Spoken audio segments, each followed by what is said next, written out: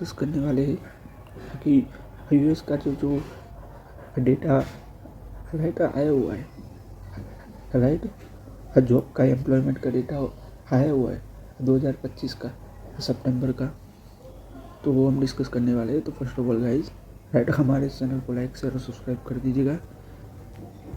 Right हाँ, तो ये गाइज डिस्क्लेमर है, ये वीडियो खाली लर्निंग पर्पज़ के लिए है, एजुकेशनल पर्पज़ के लिए है।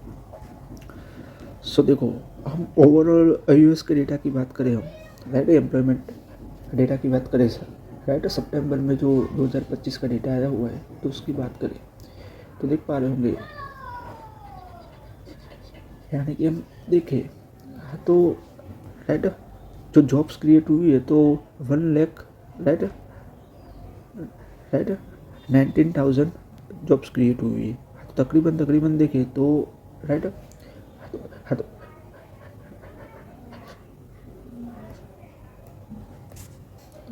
तो ओवरऑल देखे तो 1,19,000 जॉब है ना वो क्रिएट हुई है, राइट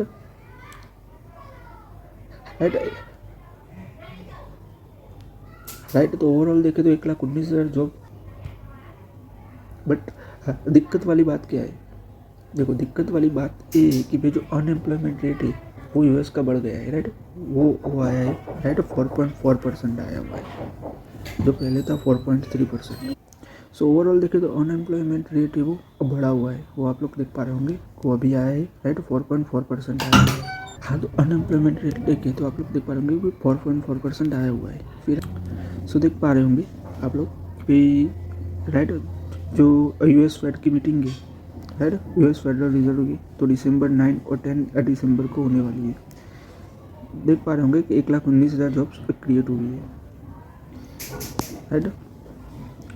फिर देख पा रहे होंगे कि अनएम्प्लॉयमेंट रेट है वो 4.4% आया हुआ है, राइट हाईएस्ट इन 4 ईयर। तो देखो तो अनएम्प्लॉयमेंट रेट है वो इतना क्यों है, राइट उसके पीछे का रीज़न क्या है। तो भाई राइट जो सब लोग हैं जो अभी करंट वर्क कर रहे हैं वो लोग सभी जॉब छोड़ रहे हैं, राइट। तो उसकी वजह से अनएम्प्लॉयमेंट रेट है वो बढ़ा हुआ है।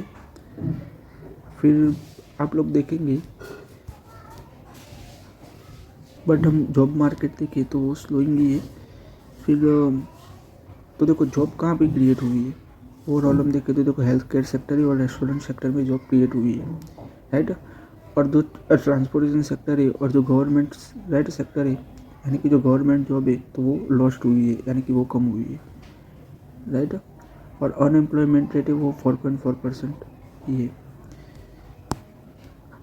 अब फिर देखें तो भाई एक क्यों हुआ है, यानी कि ये जो रिपोर्ट है क्यों इम्पोर्टेंट है, राइट ओवरऑल। हाँ, तो देखो यूएस में शटडाउन चल रहा था, राइट अक्टूबर में, राइट। तो शटडाउन की वजह से ये जो रिपोर्ट है वो डिले हुई है, क्योंकि ये जो रिपोर्ट थी वो सितंबर की थी, राइट ये जो रिपोर्ट थी वो सितंबर की थी। अब सीधी सी बात है कि भाई सितंबर की रिपोर्ट है,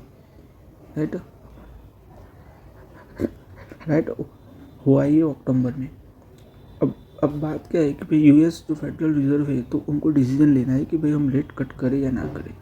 हाँ, तो वो डिसीजन किस बेसिस पर लेगा, ये जो रिपोर्ट आई है राइट एम्प्लॉयमेंट की, उस पर डिसीजन लेगा, राइट फर्स्ट ऑफ ऑल। और जो सेकंड जो डेटा है वो इन्फ्लेशन का डेटा है, उस पर जो राइट है यानी कि इन्फ्लेशन का डेटा आएगा, फिर यूएस फेडरल रिजर्व डिसीजन लेगा।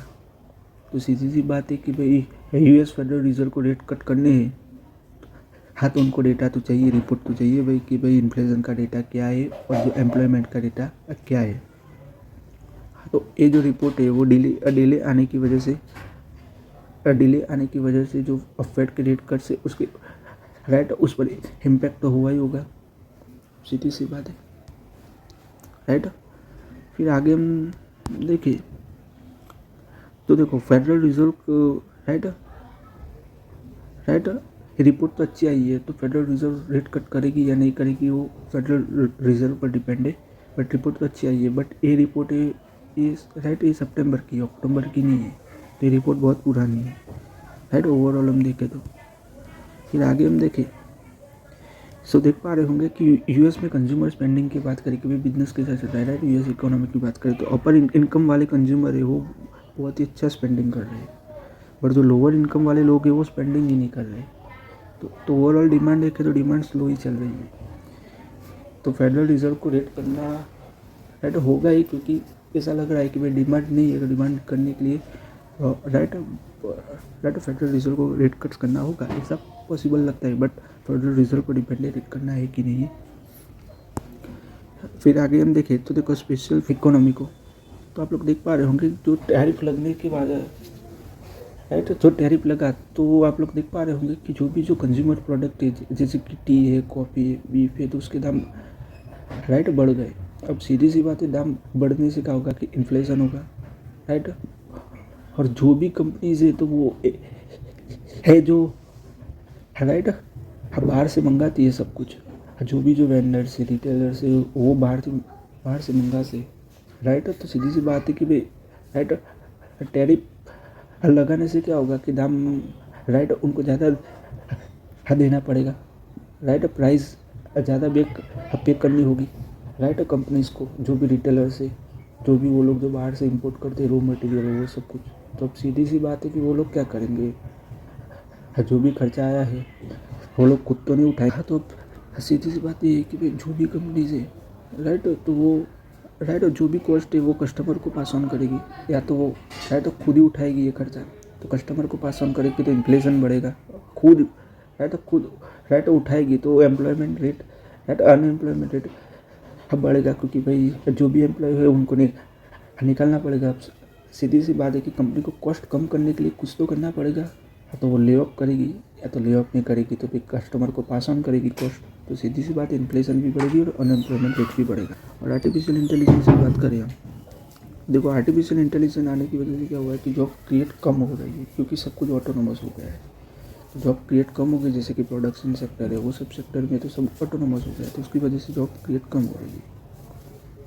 तो ओवरऑल देखिए तो भाई ट्रम्प के टैरिफ की वजह से, आर्टिफिशियल इंटेलिजेंस की वजह से अनएम्प्लॉयमेंट डेटा जो आया है वो आप लोग देख पा रहे होंगे। और बॉटम लाइन की बात करें, यानी कि ओवरऑल हम बात करें तो देखो जो सितंबर का डेटा आया हुआ है तो वो तो ओल्ड डेटा है राइट, अक्टूबर का डेटा नहीं है, क्योंकि वो तो नवंबर में आया हुआ है सितंबर का डेटा। तो फेड कैसे डिसीजन लेगा वो फूड पर डिपेंडेबल है, रेट कट करना है कि नहीं करना है। बट जॉब डेटा देखें तो ये अच्छा आया हुआ है।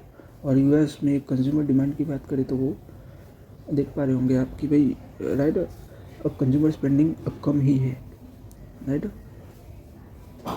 आज के इस वीडियो में गाइस मैं यही कर हमारे चैनल को लाइक कर दीजिएगा। Thanks for watching.